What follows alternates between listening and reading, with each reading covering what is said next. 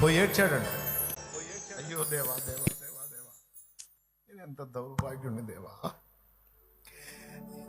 నా జీవితంలో మాయని మచ్చ తెచ్చుకున్నాను కదా ప్రభువా. ప్రవక్త నాకు చెప్పి గద్దించిందాక నాకు సిగ్గు తెలియకపోయినే. ఇంత ఘోరమైన పాపం నీ దావీదు చేయటం ఏందయ్యా, ఇంత ఘోరమైన నీచమైన పని నీ దావీ.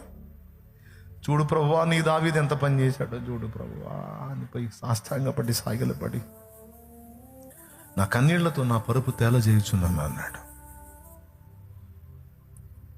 పాపంలో నా తల్లి నన్ను గర్భాన్ని మోసిందయ్యా, ఒక పాపికి పుట్టిన వాడిని నేను. నా పాపాన్ని క్షమించు, నీ పరిశుద్ధాత్మ నా ఎద్దు నుండి తీసివేయకు. చంచల మనసుతో తేడాబడ్డాను, స్థిర మనసు నాకు పుట్టించు. నేను నీచుండి ప్రభు, నేను నీచు పురుగును ప్రభు, అసహ్యుణ్ణి ప్రభు. నన్ను ముట్టి కడగొద్దు, టచ్ చేయొద్దు. ఈ సోపుతో నన్ను కడుగు. నన్ను కడిగేదానికి, నన్ను తాకడానికి కూడా నాకు అర్హత లేదు, నాకు అర్హత లేదు. ఈ సోపుతో నన్ను కడుగు, నన్ను తాకొద్దయ్యా. అంత నీచుణ్ణి, అంత అసహ్యుణ్ణి.